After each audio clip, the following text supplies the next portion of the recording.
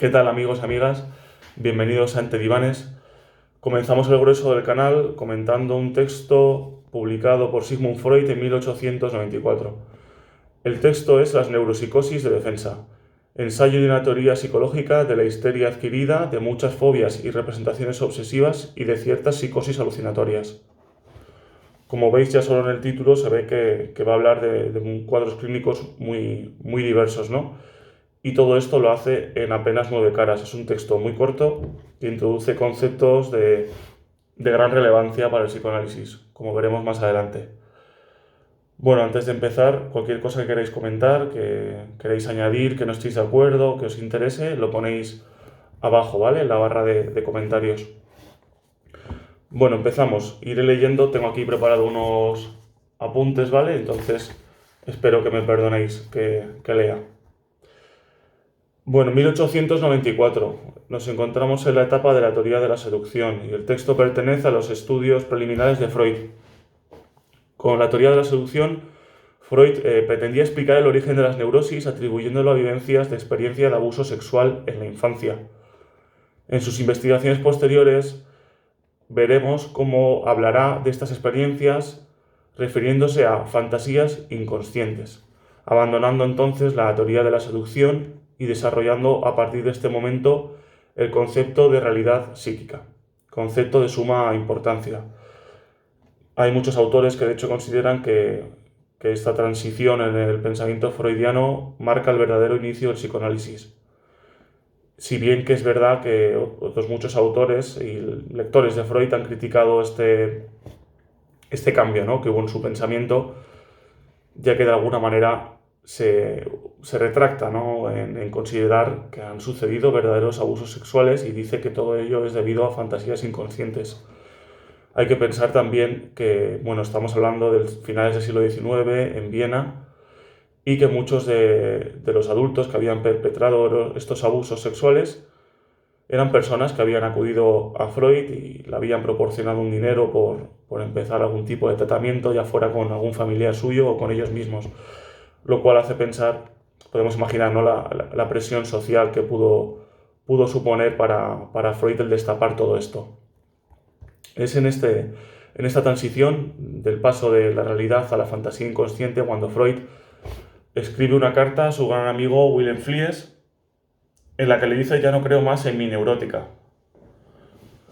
Bueno, Fliess, hablaremos de él en más de una ocasión, era un médico, era otorrino y era gran amigo de Freud. De hecho, Freud de alguna manera hace su autoanálisis a través de una serie de cartas que se envía con este hombre.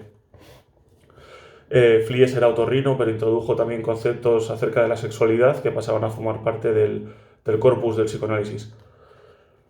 Bueno, siguiendo con el texto, Freud termina de redactar el artículo en enero de 1894. Había pasado un año desde la aparición de su último trabajo de psicopatología, la comunicación preliminar sobre el mecanismo psíquico de fenómenos histéricos, que había escrito junto a Breuer. Inicialmente hubo una colaboración muy fructífera con Breuer en todo este estudio, ¿no?, de la histeria, pero más adelante, cuando se publican los estudios sobre la histeria, en 1895, hay una separación entre ambos, entre Freud y Breuer, porque parece ser que Breuer no apoyaba del todo esta teoría de la seducción.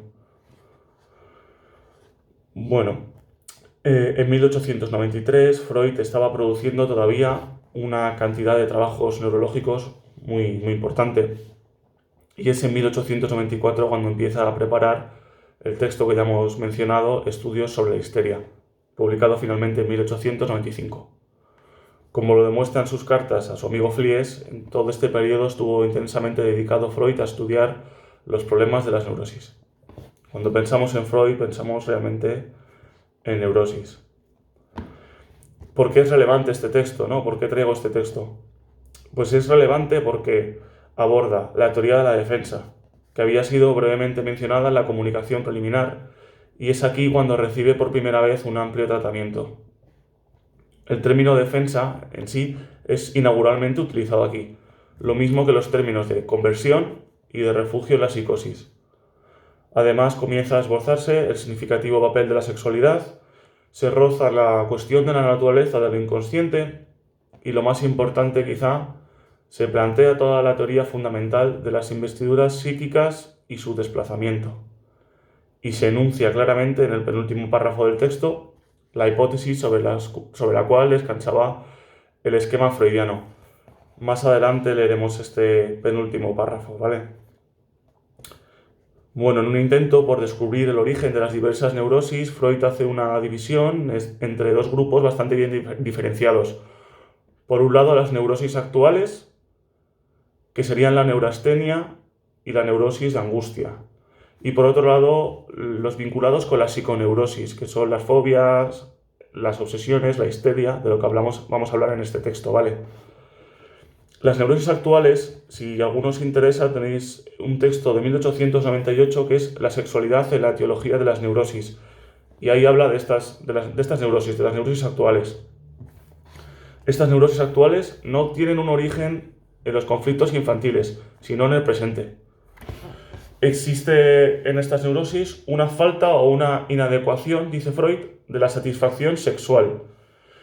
En estas neurosis lo que es importante tener en cuenta es eso, que la etiología está en el presente y no hay un mecanismo psíquico subyacente, como sí sucede en la psiconeurosis.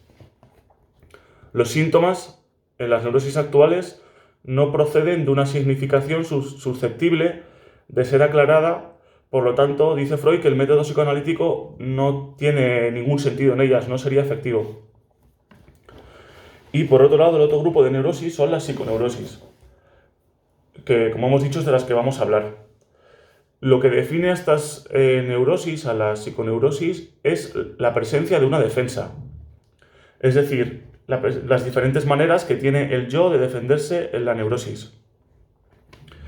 Hace aquí Freud una distinción que es fundamental entre representación y afecto, siendo estos los dos elementos fundamentales del psiquismo. Cuando hablamos de representación, lo que hablamos es de pensamientos, imágenes, recuerdos, y todos estos pensamientos, imágenes o recuerdos, dirá Freud, que van acompañados de un afecto. Un afecto puede ser tristeza, rabia, alegría, todo lo que podáis imaginar. Y lo que es importante también es que una misma representación puede contener un distinto afecto en función del sujeto, de su momento vital, etc. Es decir, que podríamos concluir que es el afecto el que otorga individualidad a cada representación. Es el afecto lo que hace que una representación sea única. Dos personas que viven una misma situación, aquello vivido queda integrado en el psiquismo como una representación acompañada de un afecto. Y entre dos personas diferentes que han vivido una misma experiencia o tienen un mismo pensamiento o recuerdo, lo más frecuente es que el afecto que las acompañe sea distinto, porque el afecto, digamos, es lo que hace único a cada representación. El sufrimiento neurótico, dice Freud, que deviene de las representaciones inconciliables para el yo. Es decir, aquello que el yo no se puede permitir pensar porque causan mucho sufrimiento. Son pensamientos, imágenes, ¿no?, que perturban a nuestro psiquismo. Las representaciones se caracterizan por tener un contenido, lógicamente, y por estar ligadas, como hemos dicho, a un afecto. Este afecto, dirá Freud, que siempre es un afecto penoso. Es decir, que causa un displacer en la persona. Ya puede ser culpa, miedo, vergüenza. Y además este afecto, y esto es muy importante, tiene un montante de carga, un quantum. Dice Freud en este penúltimo párrafo que comentamos, dirá lo siguiente, literalmente. En las funciones psíquicas debe distinguirse algo que tiene todas las propiedades de una cantidad, susceptible de aumento, disminución, desplazamiento y descarga, que se extiende por las huellas némicas de las representaciones como una carga eléctrica por las superficies de los cuerpos. Cuando comenta esto de algo que tiene todas las propiedades de una cantidad, se está refiriendo a este afecto que tiene un quantum, que no es medible, pero sí es variable, ¿no? No existe ninguna herramienta, digamos, con la que uno pueda medir el afecto. Pero siempre hay que tenerlo en cuenta. Y este afecto, además, como veremos, pues va, como dice en el texto, ¿no? Va sufriendo desplazamientos, descargas, puede aumentar, puede seguir vías alternativas que luego veremos. Bueno, hay que tener en cuenta que lo que son las representaciones intolerables o inconciliables implican un conflicto importante para el sujeto, defendiéndose el yo de estas representaciones generando la defensa. Es decir, cuando el yo se ve incapaz de manejar los afectos que llevan ligadas dichas representaciones, es cuando se activan los mecanismos de defensa. Podríamos decir que el afecto pone en riesgo a la organización psíquica.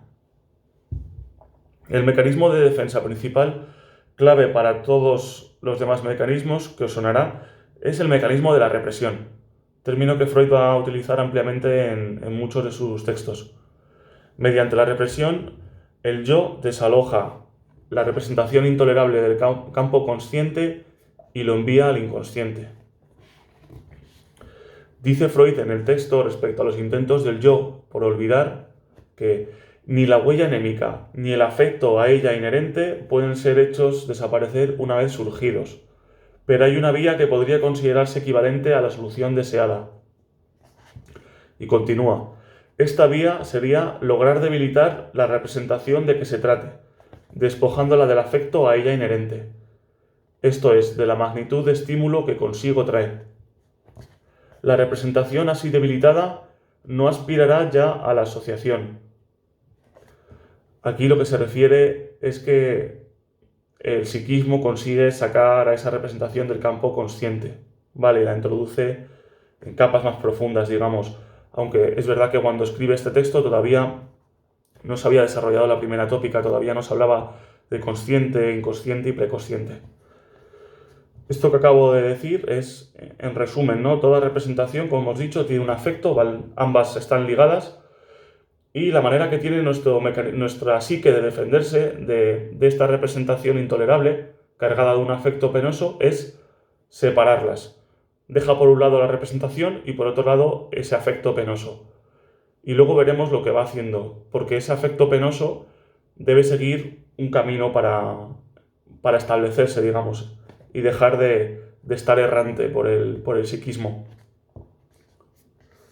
Y gracias a retirar ese afecto de la representación, se consigue someter a la representación a campos más profundos, es decir, retirarla del consciente y llevarla al inconsciente.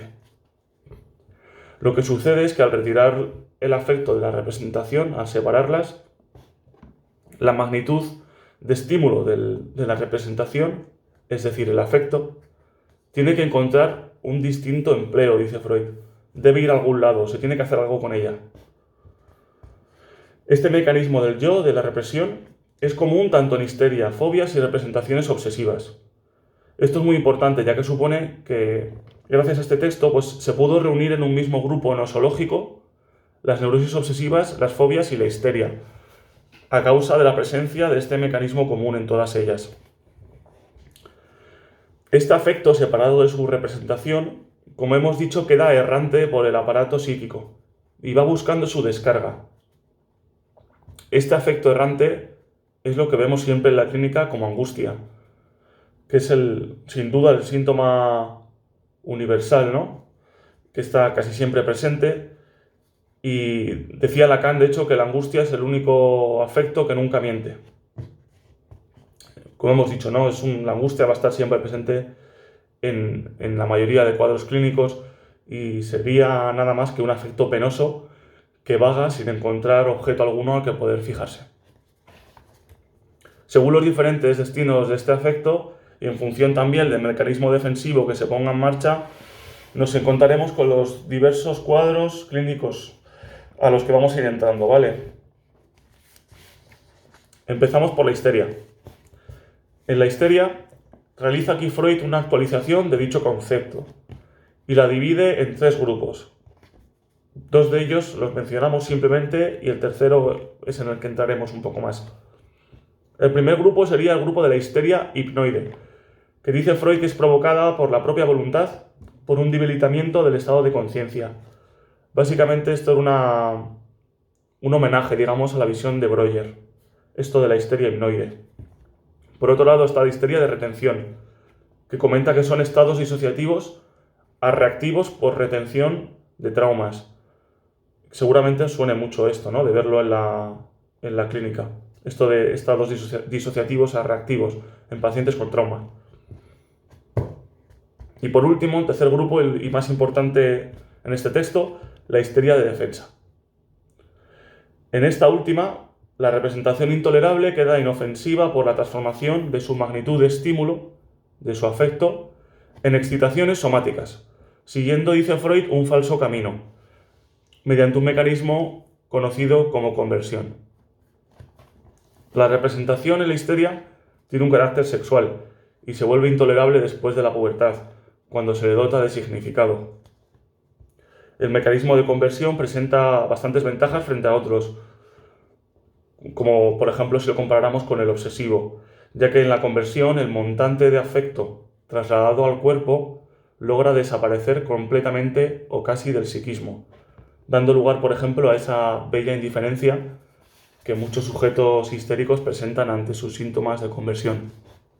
Es decir, el mecanismo de conversión es un mecanismo psíquico realmente inteligente, realmente efectivo, ¿no? Que consigue mitigar mucho la angustia, la deposita toda en el cuerpo y la elimina prácticamente del aparato psíquico y hace desaparecer la angustia de forma muy efectiva.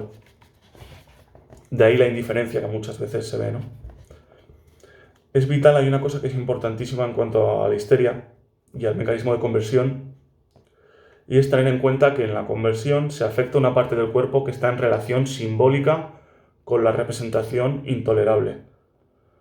Es decir, si viene un paciente que viene con una parálisis de miembro inferior o de una mano, no es aleatorio que se haya producido la parálisis en esa localización. Esa parte del cuerpo que ha sido afectada por el mecanismo de conversión tiene una relación simbólica, ¿vale?, con lo que está siendo reprimido. Por lo tanto, según Freud, si indagáramos más en la historia del sujeto y en cómo apareció esta conversión, podríamos descubrir que no fue nada fortuito, ¿no? Es decir, siempre tenemos que preguntarnos por qué este paciente ha hecho este mecanismo de conversión y no otro, porque seguramente tenga que ver con su historia. Bueno, ejemplos de esto que hemos hablado de conversión. El caso de Ana O. Ana O, el caso posiblemente más conocido del psicoanálisis, llamada realmente Berta Pappenheim, es una mujer judía de nacionalidad austriaca que a la edad de 21 años fue tratada por Breuer mediante el método catártico. La paciente quedó consagrada durante un largo periodo a los cuidados del padre, que estaba gravemente enfermo por un absceso subpleural. Y además se encontraba a la espera de la llegada de un cirujano de Viena, lo cual aumentaba muchísimo la tensión a la que estaba sometida. Bueno, el cuadro clínico que desarrolló Ana O fue un cuadro muy heterogéneo, como suele estar descrito en la histeria. Y se habla de una psicosis peculiar, parafasia, estrabismo convergente, perturbaciones graves de la visión, parálisis por contractura en miembro superior derecho y en ambos miembros inferiores. Sumado a todos estos síntomas, la paciente presentó una tos nerviosa, motivo por el cual Freud empieza a examinar a la paciente, la examina por primera vez. La tos le sobreviene la primera ocasión estando la paciente cuidando al enfermo. Le llegaron los sones de una música bailable desde una casa vecina y le creció el deseo de encontrarse ahí, deseo que despertó sus autorreproches. Desde entonces y por el tiempo que duró su enfermedad, reaccionaba con tos nerviosa frente a cualquier música de ritmo marcado. Lo intolerable en esta paciente, en Ana O, era el deseo que tenía de poder estar en aquella casa escuchando música en vez de estar cuidando de su padre enfermo. El afecto que surge, que es un afecto de culpa y de reproche, queda asociado a la tos al ser coincidentes en el tiempo. Así, cada vez que la paciente escuchaba una música agradable, se despertaba este afecto penoso, de características iguales al sentido por primera vez, y junto a este afecto penoso se desataba el síntoma conversivo al que había quedado asociado, que es la tos. Bueno, otro caso clínico que os traigo es un caso que me cedió una compañera, gracias a la cual de hecho me inicié yo en esto del psicoanálisis, así que le tengo que dar las gracias por todo ello. Y bueno, el caso es una mujer de 34 años que sufre calambres en las piernas cada vez que tiene relaciones sexuales, con sensación de agarrotamiento en el cuerpo. Estas sensaciones eran ausentes en las primeras relaciones sexuales en las que no había un compromiso, digamos. La madre de la paciente es una figura ausente y el padre, aunque criticado, es muy alabado por la paciente. Durante el seguimiento salieron a relucir fantasías, ensoñaciones eróticas con el padre, siendo estas las representaciones intolerables por el yo de nuestra paciente. Era incapaz de disfrutar de las relaciones sexuales de pareja, y cada vez que las llevaba a cabo resurgía la representación intolerable, con su afecto penoso, el cual era transformado mediante conversión en calambres y rigidez muscular, que le impedían llevar a cabo el acto sexual. Bueno, tras hablar de la histeria, refiere Freud que cuando en una persona de disposición nerviosa no existe esta aptitud para la conversión, el afecto penoso no se puede depositar en el cuerpo y por lo tanto queda retenido en lo psíquico. La representación, igual que en la histeria, quedaría fuera de toda asociación de la conciencia, se saca de la conciencia. Pero el afecto libre se adhiere, dice Freud, mediante un falso enlace a una representación no intolerable en sí. Es decir, el afecto se ha separado de esa representación intolerable y vaga hacia otra representación que no es tan intolerable, ¿no?, como la previa. Una representación que el sujeto se permite pensar, recordar, que puede venir a su mente sin causar tanto sufrimiento. En el caso de que este afecto quede enlazado, este afecto que fue retirado de la representación intolerable, quede enlazado a un pensamiento o idea, se produce lo que conocemos como obsesión. Pero si este afecto queda enlazado a un objeto externo, se daría la fobia, como sería el caballo, la fobia a los caballos del caso de Juanito, que espero que podamos ver en algún momento. Bueno, la neurosis obsesiva y las fobias es la vida sexual la fuente de la que nace el afecto falsamente enlazado. La representación obsesiva constituiría un sustitutivo realmente, un subrogado de la representación sexual intolerable y sustituye a esta en la conciencia. Es decir, en vez de aparecer esa representación intolerable, pues aparece este sustituto. Y aquí sería importante hacer un inciso sobre el concepto de sexualidad en psicoanálisis. Es una palabra la cual no designa solamente las actividades y el placer dependientes del funcionamiento del aparato genital, sino que se refiere a toda una serie de excitaciones y actividades existentes desde la infancia y que producen un placer. Es uno de los intereses del psicoanálisis el indagar en cómo se da la relación del sujeto con el goce y con el objeto del placer. Esta relación con el goce y el deseo varía, podríamos decir, según la estructura del sujeto, así a grandes rasgos. Diríamos que la histérica frustra el deseo, el obsesivo lo convierte en inalcanzable y el fóbico lo neutraliza, lo previene. Bueno, volviendo al obsesivo, en él se consigue reprimir la representación sexual intolerable y a la vez emerge la representación obsesiva. Aparece de repente la obsesión. Y aparece esta provista de un afecto incomprensiblemente intenso.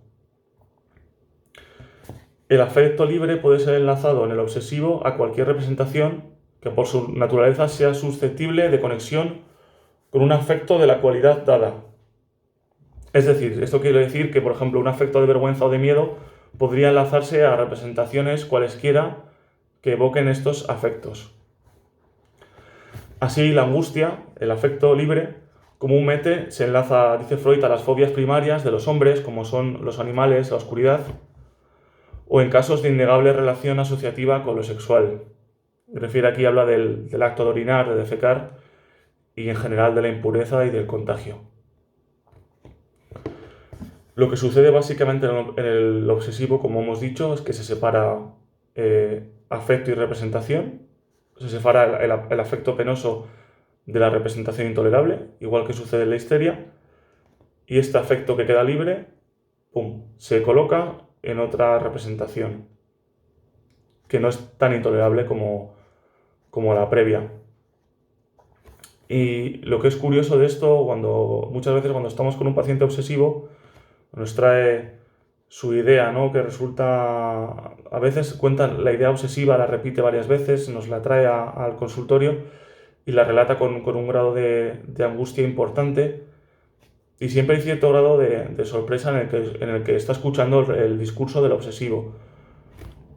Como que uno se plantea por qué lo que está contando de forma obsesiva le está provocando tanta angustia, ¿no? Es como que uno no da crédito. ¿Por qué este paciente me cuenta esta idea, esta rumiación, y le está causando tanto sufrimiento? Pues luego veremos qué es lo que sucede ahí. Bueno, lo que es importante tener en cuenta que el mecanismo defensivo propio del obsesivo y de las fobias es la transposición del afecto, un término muy importante, ¿vale?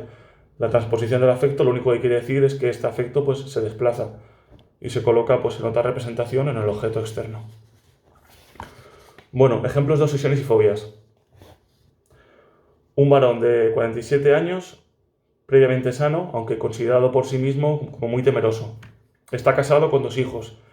Tiene una hija de 12 años y un hijo de 15. Trabaja como conductor y está de baja laboral.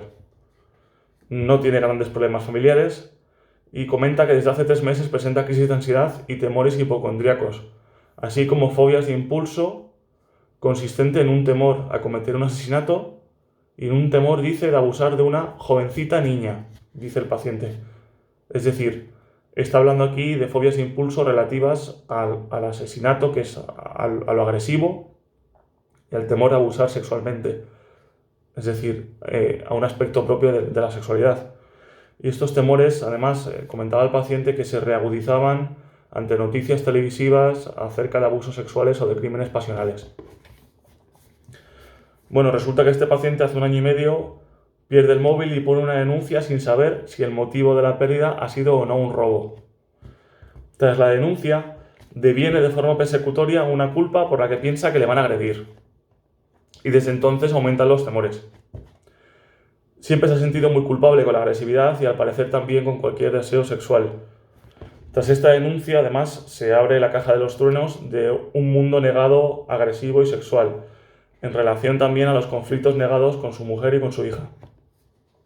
Hablaba el paciente, ¿no?, de cómo la hija de 12 años estaba cambiando físicamente y le resultaba a este hombre intolerable pensar que se estaba haciendo una mujer y podía ser objeto de deseo de algún hombre. Posiblemente de esta representación intolerable deviene un importante afecto de culpa, en el cual marca sin duda el cuadro clínico. En el obsesivo hay algo que predomina siempre y es la culpa. Esta culpa, mediante transposición, se enlaza a la denuncia que había realizado hace 1 año y medio, invistiendo dicho acto de la denuncia de una culpa exagerada. Queda aquí reflejado, como he comentado antes, lo incomprensible que puede hacerse a veces para el observador las representaciones obsesivas y su afecto penoso. Viendo a este paciente uno se preguntaría, ¿cómo es posible que esta persona se sienta tan culpable por una denuncia que hizo hace 1 año y medio? Eso es un poco la alarma que nos despierta, ¿no? Que algo ha pasado, que puede haber un mecanismo, ¿no?, de transposición del afecto. Y bueno, el juicio clínico de este paciente podría ser un paciente, ¿no?, con un trastorno obsesivo con defensas fóbicas. También, comentar como algo curioso, una situación que me comentó un compañero. Era un paciente que estaba en seguimiento, en diván, y bueno, en una época en la que se estaban tratando temas que despertaban cierto enfado en el paciente. El paciente le comenta al analista que todos los días cuando iba a ir a verle tenía un miedo muy importante a haber atropellado con el coche a alguna persona. De hecho, el paciente, por lo visto, a veces pues daba varias vueltas a la manzana para comprobar que efectivamente no había atropellado a nadie durante el trayecto. Bueno, lo que parece que se pudiera estar despertando aquí, la hipótesis que había, era que se estaba despertando una agresividad hacia el analista por las interpretaciones que le estuviera haciendo, y esa agresividad se había reprimido y de ahí había surgido el cuadro clínico.